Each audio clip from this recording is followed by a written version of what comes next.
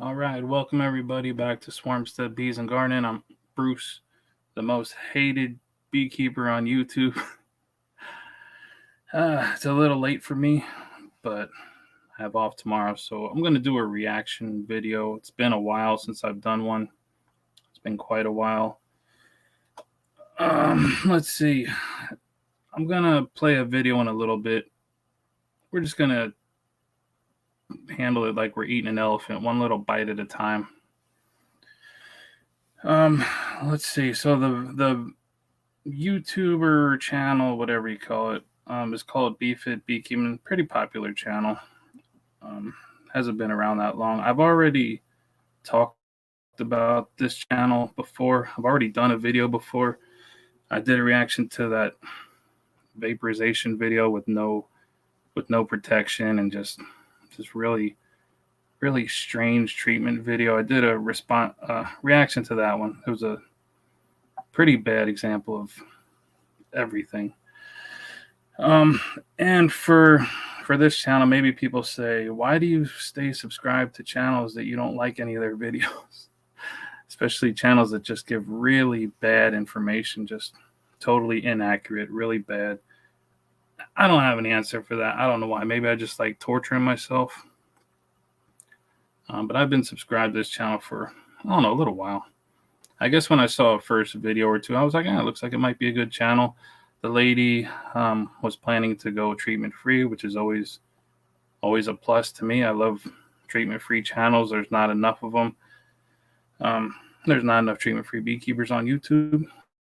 So I was looking forward to that. And then just started going downhill from there. Repeatedly bad information, inaccurate.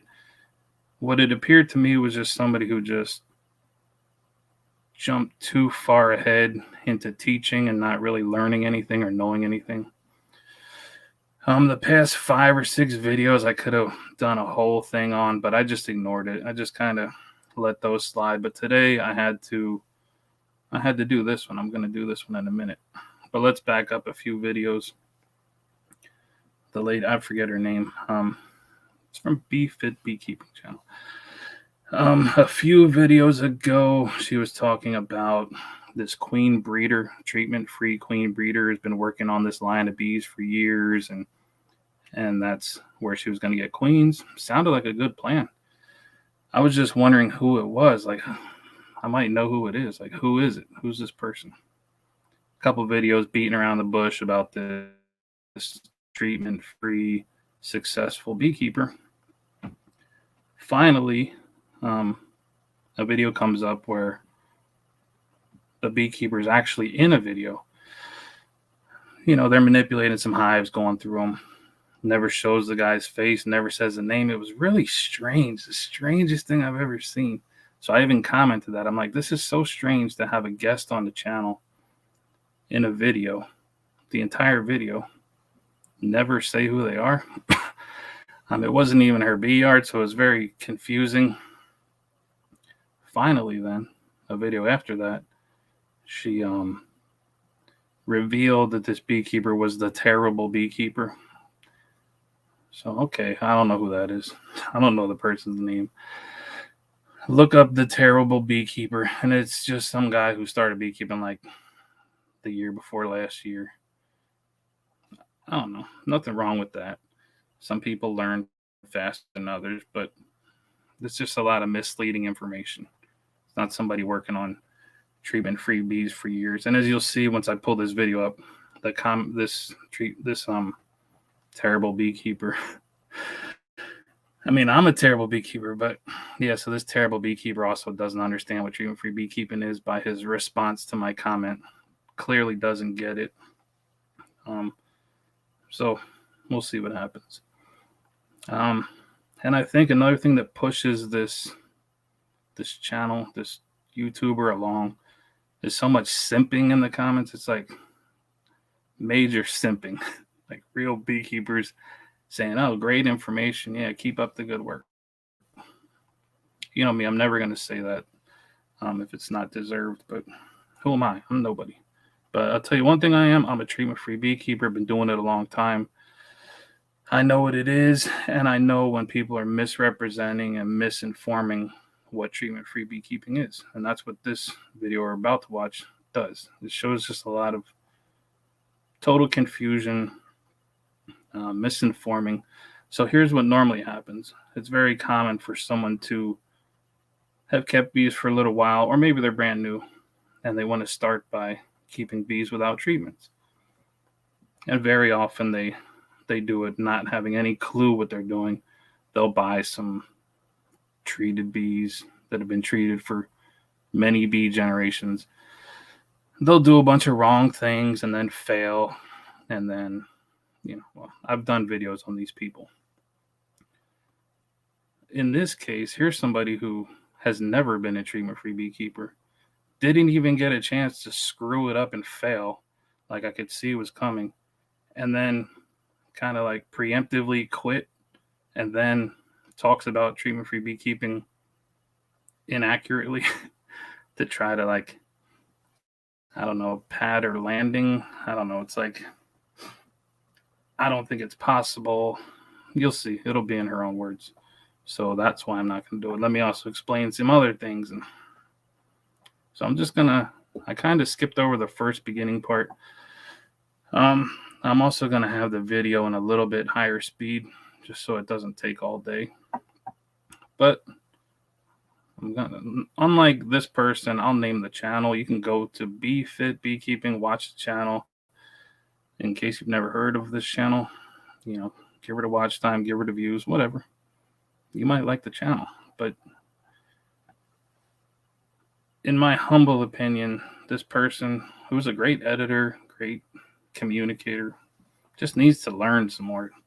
Just needs to stop trying to teach everybody stuff. Just do what you want to. It's a free country. YouTube is, you have the freedom to do whatever you want, of course.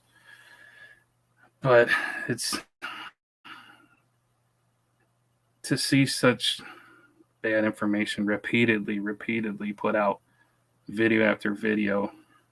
Maybe most of the subscribers aren't really beekeepers, but you can see in the comments people trying to be nice, like, knock this off, and just goes in one ear right out the other. So let me share the screen. My comments are open. I don't see anybody commenting. We got 6 people here. Probably terrible beekeeper is going to come in and want to say something. Say what you want. I'll pull you up on screen. We can talk. Let me see. But first, I won't have anybody up until I'm done reviewing this video, unless it's like an emergency. So let me share the screen. Let's see, how big is everybody? Okay, there's me small, they're big. All right. We'll just play it, and I'll be stopping it frequently. I didn't go through the whole video and write down timestamps. I couldn't bear to watch a 30-minute video again. Also, I don't need to watch the whole thing. She went on to talk about VSH and some other things. But we'll just stick to the treatment-free part. But this beginning part, okay, she starts with, the comments are going to come up really quick saying something about, if someone says there's only one way to do something, be leery of that person or something like that. I'll let her say it first. So the way you beekeep is constantly going to be changing from person to person and beekeeper to beekeeper. So I do just want to say that too. And if you ever do come across somebody that pretty much says that they know the exact way and it's only their way or the highway pretty much, I would be really wary, honestly, because that's not really how it is in beekeeping. Like I mentioned earlier, bees are constantly, the information that we have about bees is constantly evolving. Okay, so let's just pick this little, I don't want to be tedious here, but I've been watching beekeeping videos since YouTube first started, like 2009, 2010. So you're talking about 14, 15 years of watching YouTubers on beekeeping YouTubers. There has never been a person on YouTube or even in my personal life that has ever said, this is the only way to do something. People say this all the time. They say what she just said. If someone says this is the only way to do it, no one ever has said that. No one has ever said that. So that's basically just a straw man argument. I mean, People, you don't need to keep saying that. We're still learning so much about them. So I just want to clear that up just a little bit. But so since I've been learning so much about bees, my opinions and ideas have also been changing about bees. So this last summer, I was really gung-ho on saying, hey guys, I'm going to breed a bee that is 100%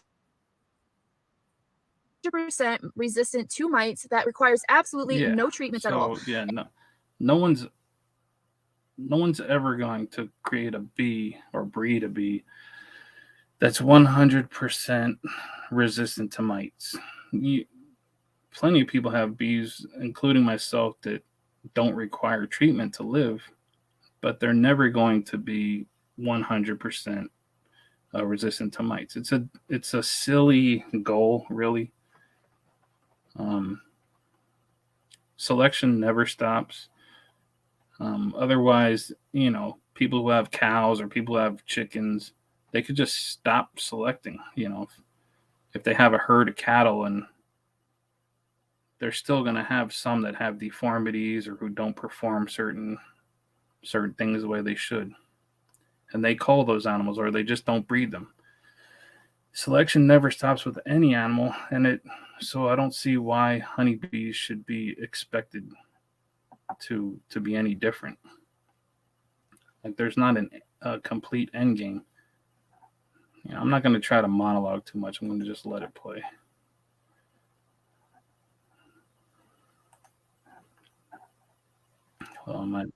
And I just want to call myself out on that a little bit, because after the last year of researching and working with bees and everything, I'm kind of realizing some things.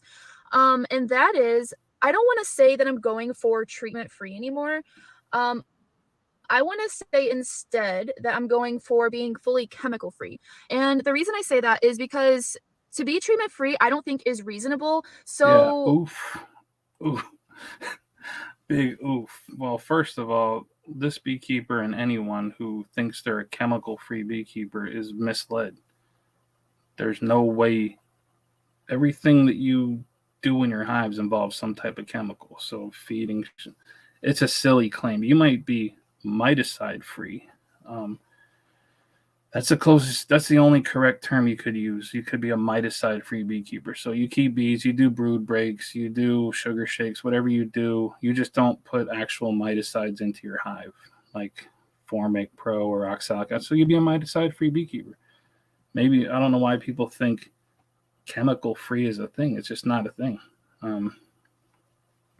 So yeah, treatment free. And she says it's unreasonable. Well, that's her opinion. She's never done it, so she's never done it in her 2 or 3 years of beekeeping. So it really takes some gall to say something like that to a whole crowd of people who've been doing this for decades or more. It's silly. It'd be like if I just I don't know, just randomly pick something. I decide I want to be a bodybuilder, and I work out for a couple months, and I say, there's no way to just build muscle without using steroids. There's just can't be done. It's not reasonable. It would be silly. And that's silly. I mean, I'm being nice as hell, just in case anybody's wondering. What would really, this is going to be like super technical, and is kind of like there's a whole debate around it about what actually is treatment free. So sorry, let me cut her off there again. No, that people may try to debate things. They'll try to muddy the waters. It's usually people who are not treatment-free beekeepers who are muddying the waters. They'll say no matter what you do in a hive, that's a treatment. That's not true. The word treatment does have many meanings, but for treatment-free beekeeping, a treatment is something that is fighting a pest, period. It's fighting a pest. So if you're not fighting pests, just like myself, I don't fight pests. I don't fight mites with any type of treatments. I don't fight hive beetles with anything. I don't do anything inside the hive that fights pests. So it's not a debate. It's just a way of like trying to confuse people who are listening. But kind of the way that I'm looking at it as is even ways you manage your bees are considered treating your bees. Even breeding for VSH genetics is a way of treating the genetic line. So what you have there is the classic redefining terms. So she went from treating bees, which is a very clear cut thing. It's using oxalic acid. It's using Formic Pro. It's putting essential oils into your hive to do something, whatever the hell those do. A clear cut treatment is caging your queen as a brood break. I mean, the list goes on. Powdered sugar shakes, even though those don't really work, or a screen bottom board. If you want to be picky, you could call it a treatment. I'm as militant as it gets about treatment-free beekeeping, but I could care less. I wouldn't call somebody a treater if they use a screen bottom board. It doesn't really do anything. People with screen bottom boards are still treating their bees to keep them alive. But what she did was she redefined the term and said, now if you select for survival, despite mites, you're now treating the genetic line. Well, it doesn't make any sense. That doesn't make any sense. So I don't really want to say that I'm trying to. I really believe that there isn't really a way that we can actually beekeep here in America without any sort of intervention from the beekeeper to help reduce the mites. Now, I do believe there is a way to beekeep that does not require chemical treatments or even organic acids, even organic treatments. That is the main thing that I'm trying to stay clear of, just because of all of the research I've been doing. I don't know. She's talking really fast. Maybe I have the speed up too high, but she says the way we beekeep here in America, it's a big country. This is one person in Michigan somewhere, or Minnesota, I don't know. But it's hard. It doesn't make sense to speak for everyone. We don't all do the same things. People up north do things different from people down south, as they should. There's thousands of treatment-free beekeepers. They don't all have YouTube channels, in America. They're doing just fine. Just throwing that in there. It gets better, though. Reading on the way that it affects the hive and the bees themselves, like their gut microbiome and the whole microbiology of the hive itself, which is very important. It has an effect on all of that, and a lot of those different treatments also have an effect on how the genes are displayed in our bees as well. So, in a way, it can kind of make them sick too, because again, these. Okay, so what she said there in kind of a roundabout way is that the treatments can affect the genetics and how they're expressed in the gene pool, and that's kind of one way of saying it, but the clear way of saying it is by treating, you're stopping selection. So the way that you're affecting the genetics is by treating, you are propping up bad genetics, and that does affect the gene pool. It makes your bees just more helpless, and she's forgetting that you're also selecting for the most viral mites that there are. Let me I gotta slow that speed down the video because it talks fast enough, and I can't. Let me slow this down. I might have to slow it down to slower than normal. Let's play a little bit. Treatments, they're technically treating a bug on a bug, or an insect on an insect. Sorry, bees are technically insects, I know. But yeah, I mean, okay, let's just, maybe you got, mites aren't insects. It's not an insect on an insect. I'm not trying to be nitpicky. But yeah, sorry, kind of got off on a tangent there. But so yeah, I kind of want to clarify it as being chemical free, because I do believe that we will have to manage our bees in order to reduce our varroa levels in our colonies. So there's another redefining terms. It's really simple. This is what beekeepers do. I need you to see me saying this. This is what beekeepers do when they didn't even do the thing that they were going to do, but she's saying, what the heck would, I knew what I was going to say and I totally blanked. Let me back this up a couple seconds. Because, man. Oh. So, in a way, it can kind of make them sick too. So she was talking about how treatments can make the bees sick. But it's still going to treat. but it's, you're free to do whatever you want to do. What was the second part, man? And these treatments, they're technically treating a bug on a bug, or an insect on an insect. Sorry, bees are technically insects, I know. But yeah, sorry, kind of got off on a tangent there. But so yeah, I kind of want to clarify it as being chemical free, because I do believe that we will have to manage our bees Okay. in order So that's what I meant to to say. Sorry, I just went totally blank. What these people do is they just have this problem with just flat out saying they're a treating beekeeper. So they want to use these terms like chemical free, or maybe I use organic treatments. I just want to. You're just a treating beekeeper. You should just embrace it. Put your vapor masks on. Wear your gloves so you can put formic, whatever you got to do. Just embrace being a treating beekeeper. There's no shame in that. Just, it's silly to me. It's just my own personal opinion when people try to like rename things and make them sound more cozy and natural. Let me just see what these comments are saying. Yeah. So Patty's definitely understanding what I'm saying, redefining terms. So that's what this commenter did. We'll look at the comment section too. He said, "Oh, so if you're a treatment-free beekeeper, that means you never go in your hive. You don't touch frames. You don't pull anything. All you do is put supers on and take them off. That's just all you do." No, a treater doesn't get to tell a treatment-free beekeeper what it is that they do. I already explained thousands of times on this channel. Treatment is fighting a pest. Pulling frames out and putting them back in is not fighting a pest. Finding a queenless colony and because sometimes colonies go queenless for whatever reason, replacing giving them a queen, that's not a treatment. That's just not letting them go to land workers and just having some wasted equipment. Even feeding is not a treatment. Now, I personally don't feed anymore, but that doesn't, if I decide to feed, it's still not a treatment unless I'm adding something to it that supposedly fights varroa mites or something.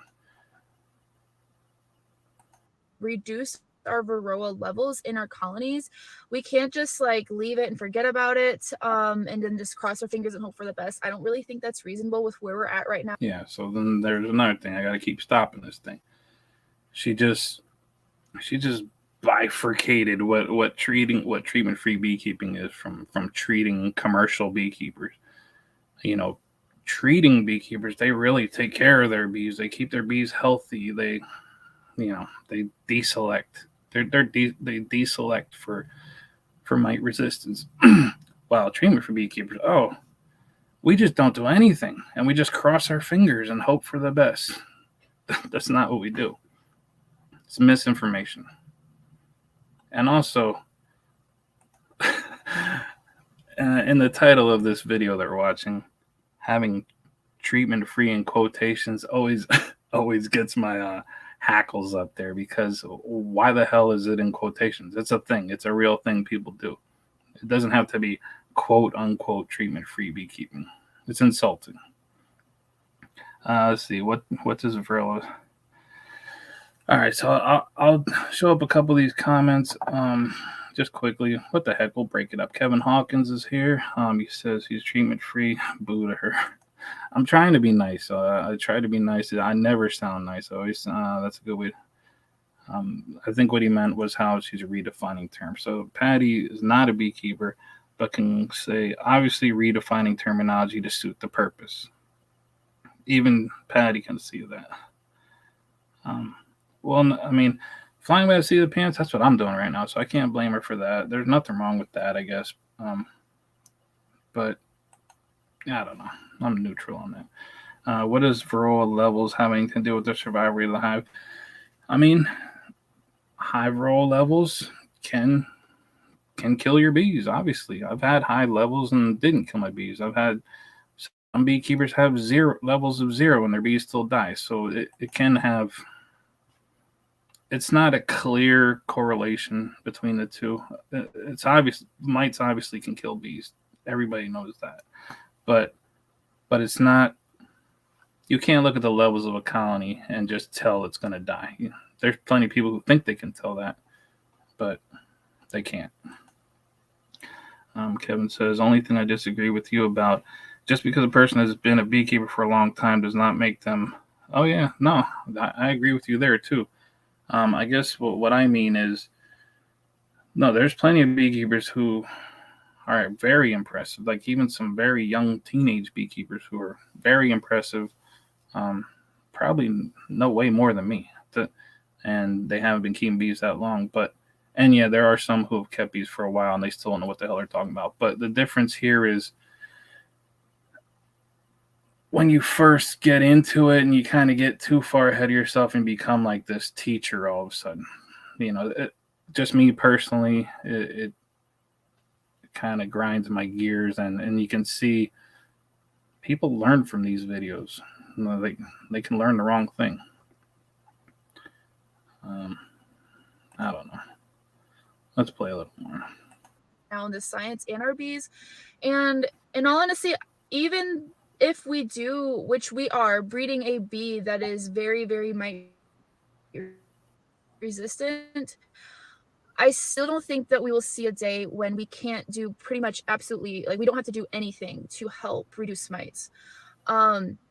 And the reason I say that is because bees, they naturally do, the way that we beekeep in America is not really beneficial to the ways that bees actually work. So the bees, they naturally want to be able to requeen in the summertime by means. All right, so this beekeeper was never really on board. I mean, I could tell that already. I was seeing it happen. But as you can see, she says, and again, I would have to say, what do these beekeepers want? They want to be able to put bees in a box, manage them, never treat, and they all survive. Like every single one. Is that the only thing they'll take? It's a really strange goal. It's never been that way. It wasn't like that before varroa mites were here. Otherwise, like how could that possibly be where no one's bees died, and then nobody would have to buy bees. Feral bees would be out of control in every possible cavity everywhere. No one would come get swarms because why would they? They'd have too many bees. But this is the goal that these beekeepers want. They want I want to be able to have first of all, I want somebody else to do the work, the selecting, the treatment-free beekeeping, selecting to where we get a bee that's mite tolerant and survives at a good rate. So I want them to do all the work. And then once they do all the work and get a nice population of a certain type of bee, then I want to go buy all those bees and I want 100% survival rate, because if I don't get 100% survival rate, what's the point? They failed, and now I have bees that I still got to treat again. It's strange. Northern ants. Let me see. I've never had a problem with varroa. It was the beetles that killed my hives. I treated for varroa by shaking. Yeah. All right, let's play a little more. Of swarming. And the cool thing about this is it works perfectly with the way that mites are. So when they requeen, they end up getting pretty much a brood break, and that ends up reducing the count that is in that colony. And it does that because when it has that brood break and there's not a queen in there laying and they're waiting for this new queen to go on a mating flight, this gives time for all of the brood that is in those cells to then hatch out. And when all that brood hatches out, then so are all the mites that are in those cells. They're also going to come out. All right. This explanation is something. This explanation is something. I have never heard this explanation before. But let's just talk about the first part, this whole bee swarm, and that's a brood break, and that fights mites. Honeybees have been swarming for hundreds of thousands of years. That's what they've always done. That's their goal. Every spring, or in some places where there is no winter, that's just what they do all the time. They didn't start doing this because of mites. That brood break that this beekeeper's talking about, I've heard this many times, hundreds of times. When they swarm, there's this big long brood breaks, just this big long period of time, and all the bees hatch out. So then there's zero brood in the hive. There's no eggs or nothing. Then finally the queen starts laying. That's just not the case. It's not the case. You people need to. You see your bees swarming, go in that hive. See what's in there. It's 21 days till everything's hatched out. And I've already had a colony swarm. They're hanging in a tree. I put them in a box, look through the hive, and there's eggs in there. And there's a queen running around. So you're talking about just a few days till that thing goes and mates and comes back and starts laying. The brood break is not that big. Not always. Maybe sometimes they're longer, sometimes and shorter other times. But this idea that every time a colony swarms, there's this big gap of brood break, it's not true. And also, so what? Because plenty of treating beekeepers, they do brood breaks purposely. Their bees swarm. They still treat their bees to get the mite levels down. If brood breaks was all it took, no one would use any treatments if that's all it took. And that's obviously not the case. Plenty of people do brood breaks. They still treat. So this is just more misinformation. But wait till you hear this explanation, because I've never heard it before. This might be like groundbreaking. And go on to the bees. So in order for the mites to keep reproducing, they have to go in a cell. And I don't remember the exact time frame, but there's a certain time frame of how long they would like to be on a bee before they need to go in a cell and reproduce. But anyway, so what ends up happening is then when that queen finally comes back from her mating flight, she finally starts laying eggs. All of these mites are like, okay, we've been waiting to reproduce and breed, and we need to do it. So that first bit of brood and larva pretty much gets sacrificed, and all of those mites just storm those cells, and there'll be multiple mites in every single cell. So many mites that there's not enough food in the cells to feed them all. Because say there'll be like 12 mites in a cell when really there's not even supposed to be that many. So there won't be enough of the nutrients from that larva to go around for all those mites. So when that cell is then capped over, those mites are pretty much going to starve to death. So using a way of a brood break is really, really beneficial. Has anyone ever heard that explanation before? To recap, this brood break, the queen finally leaves and then finally comes back and starts laying. Then all these mites rush into the first little batch of cells which they get laid in. Well, first they're going to be eggs. Even if this scenario plays out, first it's going to be a whole 1,000 eggs. Then it's going to be 3 more days later till they even hatch from the eggs. Are the mites really going to run in there like while they're just a little 2-day-old larvae? Like, when are these all going to run in there? It's not going to be a little patch of brood. I just never heard that explanation before. I could be wrong, but I've never heard that.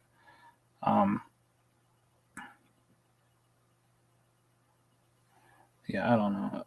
Is that what Mel Dickelson or Disselkun or whatever says? I don't know. I've never heard that. It's strange. Well, like I already said, I've gone into a box of bees that swarmed, and there were eggs in there, and there was an unmated queen running around in there. It happens. Now let's play a little more. I don't think I have to play much more. And the bees do this naturally on their own. So I think there's going to be multiple different ways that we have to intervene as beekeepers in order to help with the mites. One of the things I've noticed is screened bottom boards. That is also technically a way of treating, because the idea with that is if you put a yeah. So what she keeps saying, which a lot of people keep saying, instead of just flat out saying we are going to need to treat our bees, what she seems to like to say in this video is we're going to need to take some type of action to lower them. It's treating, damn it. The word is called treating. So just kind of tiptoeing around the word. Um, it's too obvious. You're just going to be a treating beekeeper. Just be a treating beekeeper. Don't talk about treatment-free beekeeping. That it's not rational or possible or it doesn't work. Um, I don't know. I don't think there's much more to watch. Like a an insert that goes underneath the screen, and then you put Vaseline on that. Then when the mites fall off the bees and they go through that screen, they then get stuck down there and they end up dying. I have used this, and I have noticed that my hive always had lower mite counts than the other hives. Now this is something I should test more just to see how effective it is, because it could have just been that those bees were doing well, that it was good genetics, and that they weren't going areas that had lots of mites. So definitely something I need to test out more. But that is a really great way to help with mites. And then also even just how we requeen as beekeepers, that can also be technically a way of treatment, because again, it goes to that broodless period and all the mites end up dying from that. No, they don't all end up dying, and it's not technically a treatment. It's a treatment. It's just a treatment. It's not. There's nothing technically about it. It just is. Um, look up on the spot clearing. Yeah. I've heard of on the spot. I mean, look up on the spot clearing. He does not say swarmy. He notches the comb after removing the queen. Yeah, I've seen some of that stuff. I don't know. I've never needed to do any of that. Play a little more. I'm a glutton for punishment, I guess. I know. So I don't really feel like we can truly say that we can be treatment free. We're going to have to manage our bees to help them deal with Varroa, and there are definitely ways to do that without using chemicals. So my comment on the video was her use of the word we. Like, who's we? Is she talking about herself and maybe a partner beekeeper? Okay, maybe you can't, but that doesn't mean we as just people who keep bees that we can't. That doesn't mean the bees can't. We can. She can't, or she didn't even try. Like, got scared already before it even got started, which I can understand that. You're gonna lose some bees, especially if you're just buying bees. You're buying just bees that are used to it, not catching swarms. I've never seen a video about catching swarms or anything over on this channel. It's just buying bees, expanding treated bees. It's not really treatment-free beekeeping. The guy that I teamed up with, Casey, I don't want to call him a queen breeder anymore. We actually agreed on saying that we are queen improvers. We are trying to improve our queens the most possible and just create the best queen that we can possibly make. I don't really want to say I'm a queen breeder because I'm not artificially inseminating. I'm open breeding. I don't remember seeing this part. I think I stopped a minute ago, but don't call yourself a queen breeder then. And you can be a queen breeder without instrumentally inseminating. That doesn't, just because someone doesn't instrumentally inseminate doesn't make them not a queen breeder. I'm just speechless. I'm speechless here. But also, like I said before, I'm not in this for the money. I just want to improve the queens. So the queen prover that I teamed up with, he has been fully chemical free on his breeding yard. So it is possible. It's 100% possible to do that, but it does require management, which he's done by requeening, brood breaks and whatnot, splitting, all of that stuff. All right, so I've seen enough. So she's talking about the terrible beekeeper, who I'll show you the comment if it even shows up on here. He's been fully chemical free. Doesn't make sense. It'll never make sense. Fully chemical free for what, 2 seasons, a season and a half? I don't really know. Queen improver. No one who treats bees is improving queens or genetics. No one. If you treat your bees to keep them alive, to save them, at any point, it's treating. You're saving bees that would have died. That's never an improvement to a gene pool. So let's say, just to throw out an analogy, you go into an area where you want the deer population to be strong, but you see there's several deer that are just, they have congenital defects. They can't, I don't know, they have an extra leg or something, or they're missing a leg, and you go out and make a prosthetic for them and keep them alive and keep them in the gene pool, or they can't, lift their head up to feed off of trees, so you bring them food every day. You do these things to keep these deer that would have died, you keep them alive. You're not improving the gene pool of the deer in your area. I don't see where the disconnect is with beekeepers. They think they're improving something by keeping the weak ones alive. That's not how selection works. There's no selection without death, and if you're trying to keep everything alive, that's not improving anything. So, anyways, this is kind of like a little bit of a ramble, but just some of my thoughts about the whole entire thing, about the whole entire debate on treatment free and like chemical free and whatnot. Because yeah, last year I know I was like super gung-ho about, okay, I'm gonna breed a bee that is 100% not gonna need any intervention from the beekeeper, but in all honesty, I don't think that's something that's reasonable now, knowing what I know. So yeah. So this is also kind of something I also kind of want to talk about Yeah. via Okay. So I'm gonna Sage. go ahead and cut that off there. Yeah, I could see that this was probably gonna happen. I could see there was just too many misunderstandings. I could see that the expectations were just not in line with what you should expect if you're going to be selecting for good bees, for survivor bees. I don't know what happens after that part of the video. VSH, I can just imagine someone who knows a lot about VSH stuff might see it and be able to comment on it. I really don't. I don't even care about VSH. I could care less. I just want bees that survive without treatment. They're not 100% bulletproof, indestructible, 100% mite resistant, 90% survival rate. They're none of those.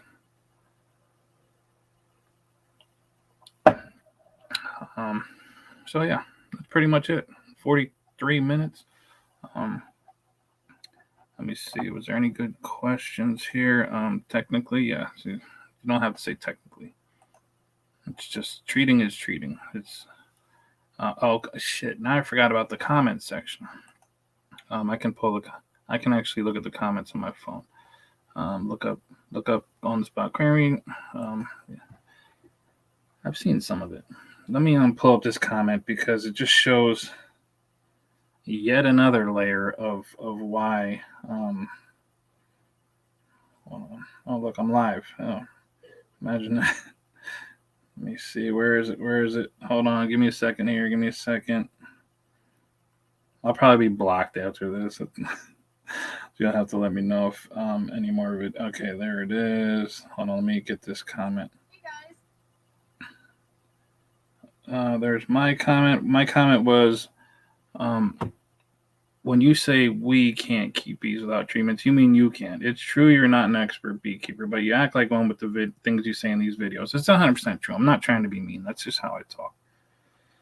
There's no such thing as chemical-free beekeeping. There is no such thing as chemical-free beekeeping. Everything is chemicals. And then I say I'm going to do a reaction to this video, which I just did. The replies, the first person agrees. They say the best way to learn is from personal experience. 80% of the things announced as fact from this channel are indeed not fact. Someone made a joke. I'm not going to read that. But then this other beekeeper, the team member, I guess, partner in beekeeping, says, you should probably, oh shoot, let me see.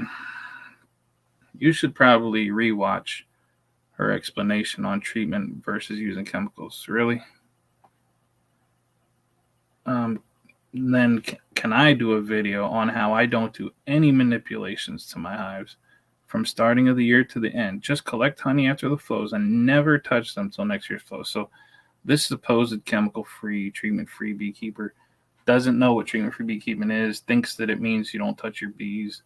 That's obviously not true. I've explained it 1,000 times. Yeah, rewatch. I don't need somebody to explain to me what a treatment is versus chemical-free. It doesn't matter. And as far as these videos, these reaction videos, like I always say, I don't care who does what. Who the hell am I? I'm nobody. But I will stick up for treatment-free beekeeping when I see anyone. I don't care who they are. When I see someone misinforming or misrepresenting what treatment-free beekeeping is, when they're trash talking, I don't care if they're a tiny channel, if they're a big channel, if they're one of my friends. I don't care who they are. As long as they're wrong, I'm gonna react to it. As long as they're wrong, in my opinion, I'm gonna react to it.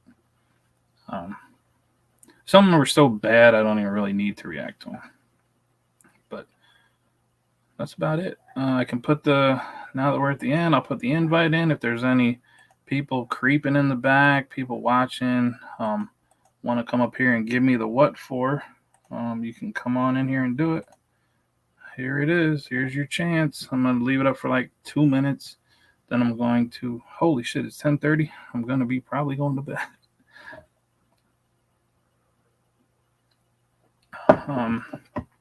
Yeah, so cool. Thanks for everybody for hanging out.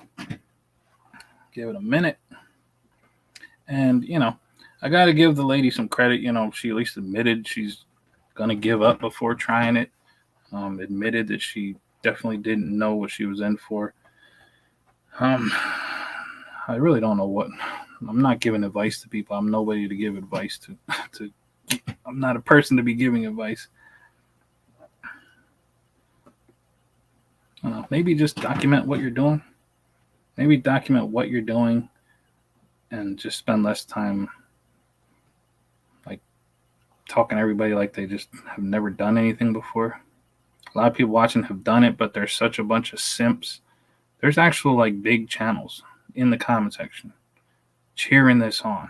Like, oh, great video. They ain't even watching it. There's 100,000 subscribers, 30,000, 40,000. They're in this comment section just being simps. Okay, nobody's coming in.